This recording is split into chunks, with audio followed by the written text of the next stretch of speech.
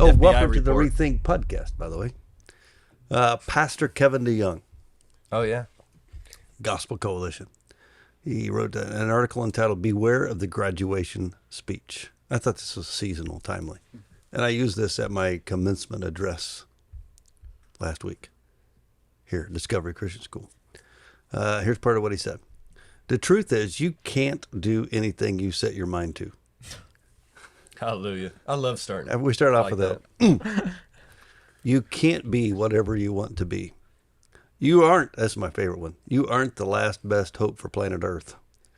You shouldn't always follow your dreams. You shouldn't always believe in yourself.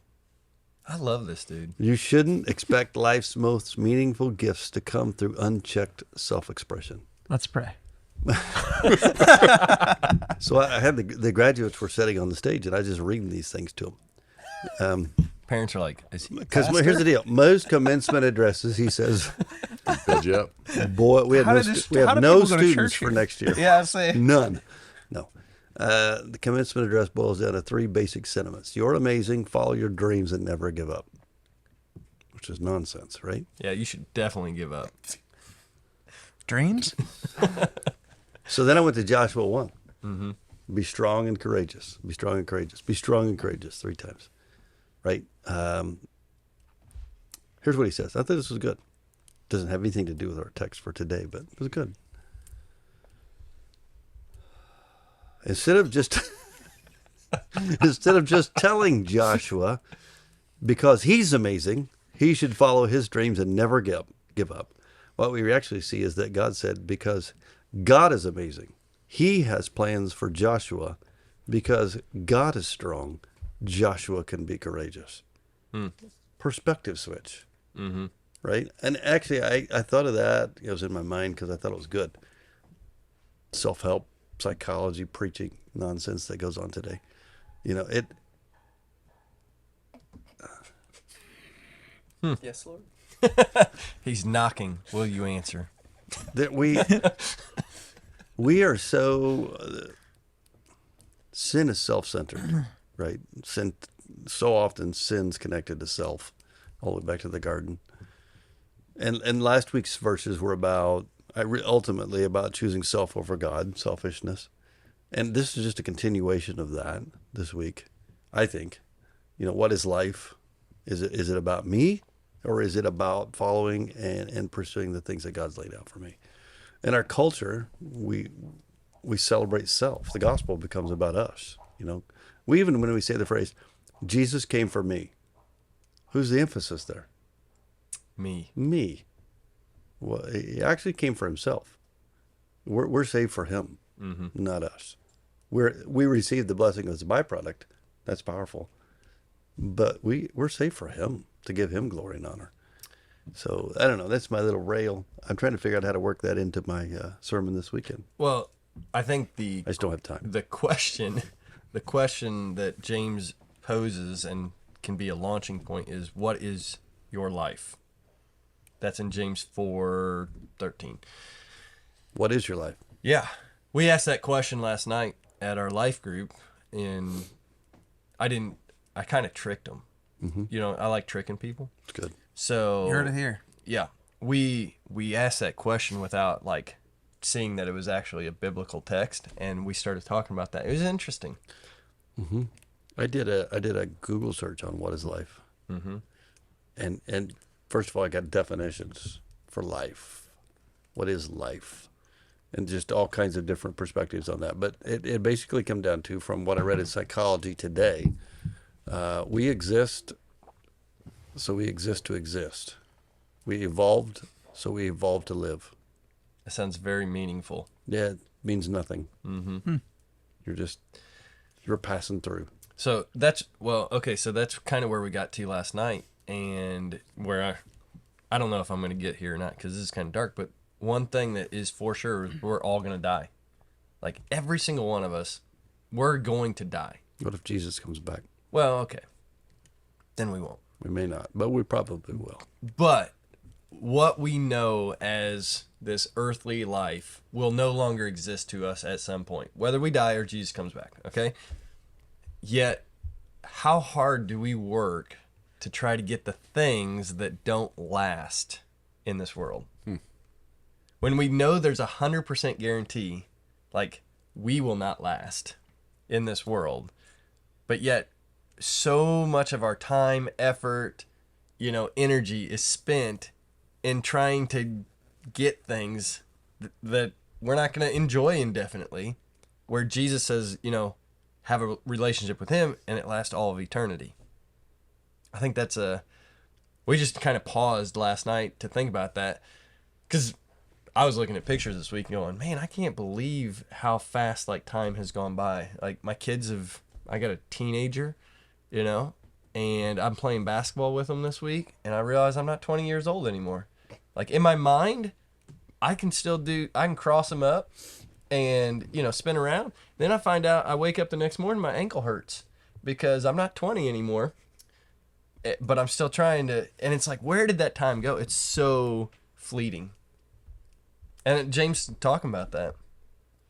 I think what it does is it makes you go like, where are you putting your energy and your focus and your priority? Because you're right, like you blink and 10 years has gone by. Yeah. And yeah. And you can spend your life turning your wheels to get all these things. And what he said in chapter 3 is like, if you go down that road, go for it. But here's what you're going to find. You're going to find everything that's earthly and unspiritual. Mm-hmm. Is that where you want to go? Solomon, Ecclesiastes, had it all. What is it? Meaningless. Right.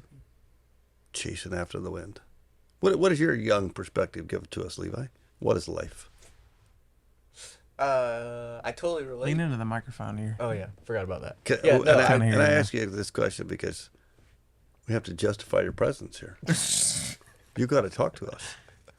Yeah, no, like, yeah, we're in that stage of we're building. We're building a family. We're building, just everything.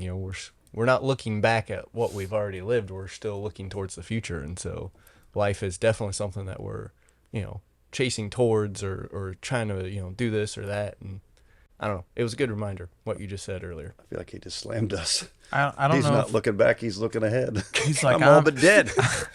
He's like, Jeff, you're old. All right. So how old are you? You got. We'll get that in a minute. You made a positive, powerful thing there. We're building. Mm-hmm. Right. We're in the building phase. I think I moved out of the building phase. I'm living in the building, and enjoy it. Mm-hmm. That's a nice thing. It's like It's I'm different. 53. I feel like I spend a lot of time striving to make a place, not just physically, right? But I feel like I've come to terms and peace with the place, and it's nice, Good relationship with my wife. I don't need. I love how you mention that every week. She watches this occasionally. It's like, I love my wife so much. And if She's Stefan, amazing. day. If Stefan will put that in the highlight. Just randomly. But no, it's a good place. Well, it's a good place because Makes me want to cry. That's what you need on the highlight reel. you've intentionally taken steps, though, towards a relationship with Christ and pursuing the things of Christ and the kingdom rather than pursuing the things of life on this world. I haven't preached in Effingham for how many weeks? A lot. People wonder if 4 or you're 5 still weeks. here or not. I know, right? 5. 5 weeks. People don't even know I'm here, so it's great. Oh, Do you still work here, or do you work for Feed the Crave? We don't know. It's up in the air. And it's okay. It's good. Used to, I think, there's a phase in life where we're trying to figure out who we are and where we're at and why we're here. And that's not bad. Then there's a phase in life where you just live it, and then you die. I mean, hopefully it goes in that. Wow, that escalated quickly. Hopefully it goes in that order. Well, that's what I'm going to start with, and James, or not start with, but talk about.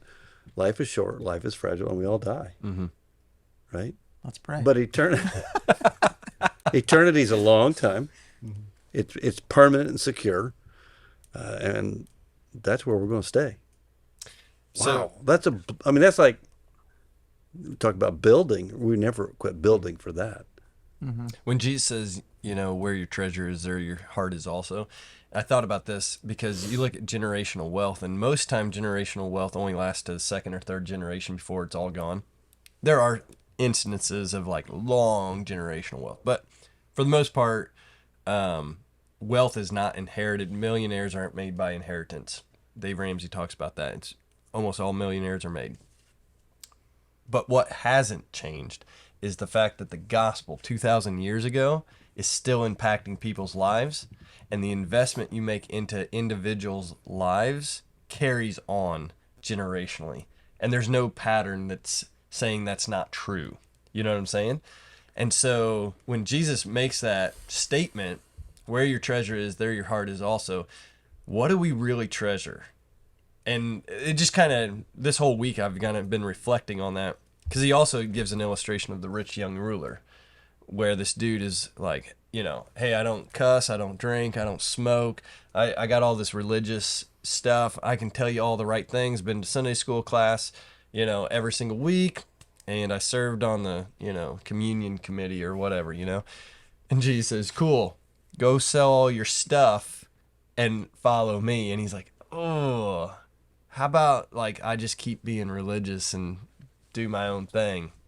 And he's like, yeah, that's the problem. Like, what do you really value? Because I think we can get this mixed up. Religion is a safety net for our own, like, kingdom, where we feel good enough about the things that we do and participate in, but we've never really taken that step of saying, no, Jesus, you are my treasure, whatever that means. If you if you think about this through the lens of James writing this, like he has experienced all this. Mm-hmm. Like he has come out of that religious system. Yep.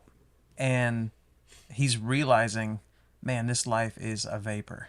Like it is here today and it's gone tomorrow. He's 15 years or so ish, depending on when you date this book, from death. And he's at that part in his life where he's getting near the end. So he's able to say that because he's living this. Yeah, and he saw his brother die and resurrect from the dead. Mm-hmm. Yep. And what he saw changed everything. Yep. Overcome this. Yep. Caleb, you're reading a lot over there. What? I am. What's your thoughts? I'm following along. So if you go to Scripture, so James 4, and you guys have already quoted this, but starting in the middle of verse 14, it says, "What is your life? You are a mist that appears for just a little while and then vanishes." And so for me, like, the answer actually goes back to James 3, starting in verse 6, middle of verse 6, it talks about God opposes the proud but shows favor to the humble. And then it goes right into, submit yourself then to God. Resist the devil and he will flee from you. Come near to God and he will come near to you. Wash your hands, you sinners, and purify your hearts, you double-minded. Grieve, mourn, and wail. Change your laughter to mourning and your joy to gloom. Humble yourself before the Lord and he will lift you up. And so, like, that is the answer. Like, yes, our life is just a mess and it will vanish before us. And so often, myself included, like, it's like, what is it going to do for me? Like, what can I gain for this? And that's that part of the beginning where it says God opposes the proud. And when you think about Jesus's life, like, he was the complete opposite of proud, and he was that humble servant. And that's what he's telling us right now: submit yourself to God. So it's not about my desires, it's not about your desires, but what can God do through me for the kingdom? And that's hard. It's hard to put our selfish desires and everything to the side and be willing, because he's not going to force us. We have that free will, that free choice. It's all of our individual choice to say, yes, God, I'll do it, whatever that is. I love the pattern that Paul lays out for us, that Jesus showed us in Philippians 2. Though he's equal with God, did not consider equality with God something to be retained, but humbled himself and became a man and became obedient to death, even death on a cross. Therefore God exalted him. That's a pattern. really that he's calling all of us to take. You know, and Levi, you're in that build phase, like you said. You're doing a good job at it because you had a lot of teaching and training, I think, from good A lot of parents. mentors. Yes, who understood the meaning and value of eternal life and a relationship with the Lord. But a lot of people don't have that. Well, that's what. So, I've been talking to someone and reflecting on our conversation, and in a lot of ways, like my age range in general, I feel like people my age struggle with this, but it's universal. But like in America, we kind of have this mentality that we can live life well without God. You know, it's the secularism, and so everything that you guys have been saying is like there's that acknowledgement. Excuse Over me, what sorry. was I saying? am. Can I you apologize. stop What? that, please? But like there's an acknowledgement for what God desires is for us to acknowledge that we need him. And I've, feel like most people, not most people, but a lot of people in my stage of life right now is like, it's all about just, what can I create for my own life?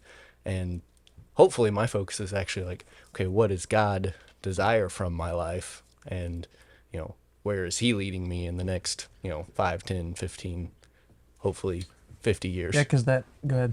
I was gonna say, well, and so that's what James actually lays out there. He says, you make these plans. We're gonna go here. We're gonna do this. We're gonna make money. We're gonna stay here for a year. And the arrogance that's actually rooted in that is the exposure of our heart. When he says, you ought to say, if the Lord wills, and that gets in like, oh my Man, goodness, I David. apologize. Wow. Stop it. I just sat down and you start coughing. If the Lord wills you Turn to his- just die, turn his then mic just off. die. No, like if the Lord wills this, Yeah. and it's this. It once again, it's a heart issue. It's a posture of going, God, I'm gonna plan for the future. I want to see your kingdom first. That's a key thing. Is making sure we're not asking God to bless our plans, but Right. rather participating in His plans. Yep. But it's a posture going, okay, I think this is what you're calling me to do. I'm going to hold this with an open hand and let you direct it as you see fit. And so, like I'm going to go over here. But as soon as you tell me I'm going to go over here, I'm okay. Like I'm not going to hold on to these plans just because I've made them. Well, Levi said something that is really important when he was talking about how for a lot of people when they're in that building phase, they're interested in building their kingdom, and so it used to be the stat or the numbers of kids leaving the church when they graduate high school. It used to be 1 in 5 would stay, or 2 in 5. I can't remember what it was. I'd be interested in what it is right now. Probably not even 1 in 5.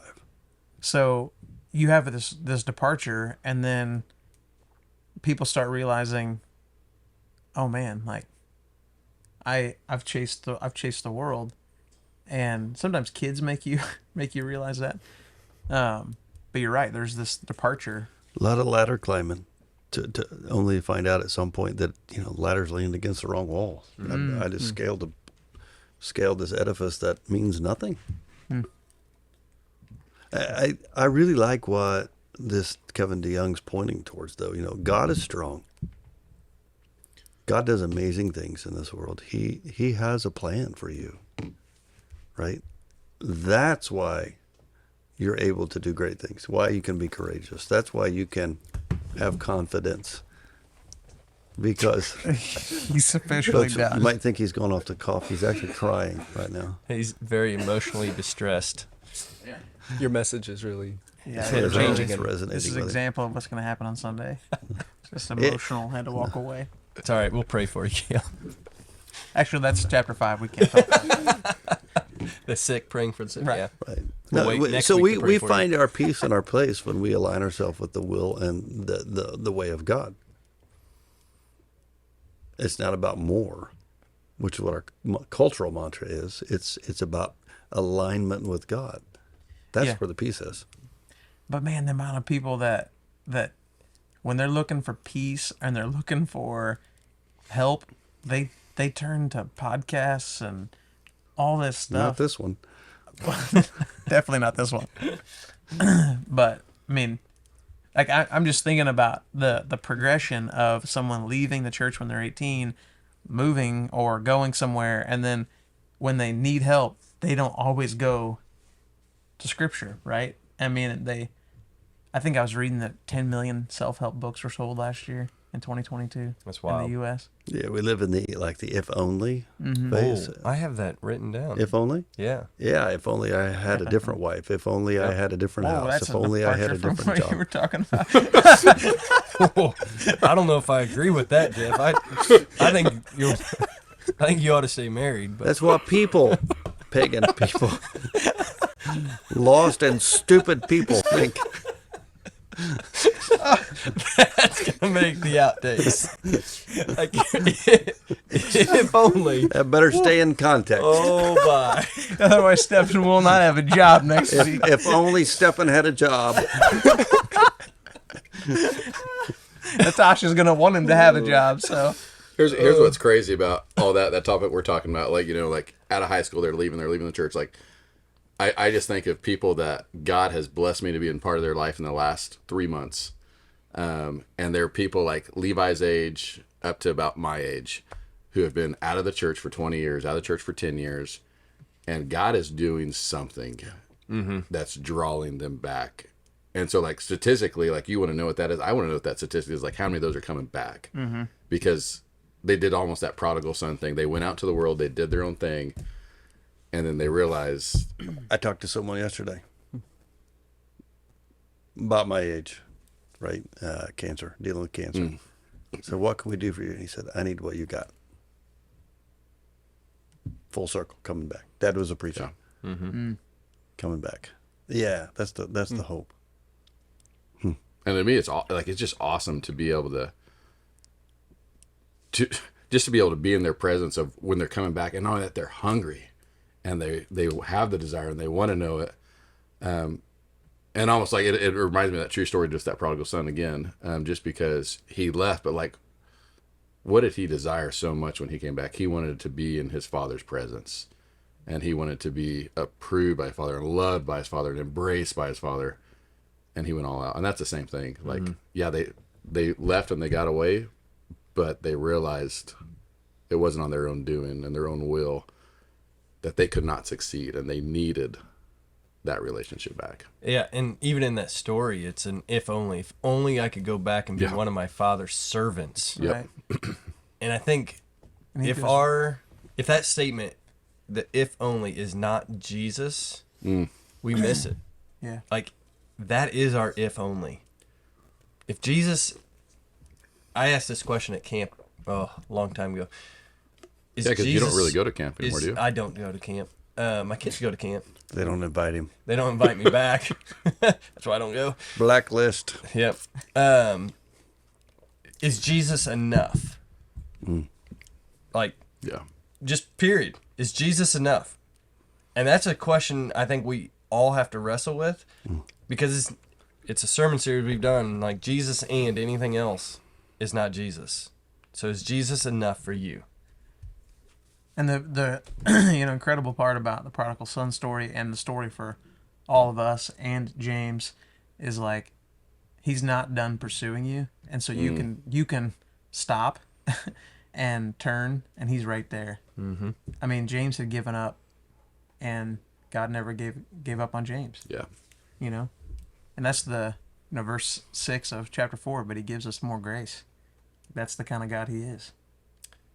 And then he says, so do what is right. That's how he ends chapter 4 there. While you still have time, do what is right. Do what you know you ought to do, because that's what really matters. Because you don't know if you're going to have today. You don't know if you're going to have tomorrow. But God's given you this moment right now. So what are we going to do with it? Are we going to do things that are honoring God and seeing the kingdom built, or are we going to be selfish with it? Heavy. Truth. So if that doesn't work for you, maybe this will. Would you guys join me? Put your right hand in. Go ahead. Are you in or not? I feel like I have to. I don't like being Put your right told hand in. told. I'm not doing that. Maybe the audience can join in too. And I'll Matt, put your right hand out. I knew you were going with that. I knew he was going there. Do the hokey pokey and turn yourself about. no. Because listen, Go ahead, Levi. that's what it's all about. No, you give Wait. your heart to Jesus. and you turn yourself around. Jesus. That's a kid's song that we've been singing with Ellis. Jesus juked. What? He spiritualized the hokey pokey. My mom taught Ellis that song, and so we've been Ruined my singing with Ellis. illustration for Sunday. Ruined it. Well, you heard it here first, folks. Levi's ruining illustrations. Technically, it was the children's minister here. Give your heart to Jesus and you turn yourself about. around. That's what it's all about. But You know- technically, Jesus turns us around, not Well, you. So don't. There's some context there, you know. Okay. Thanks Right. for joining us on the ReThink podcast. I thought we were on to something there.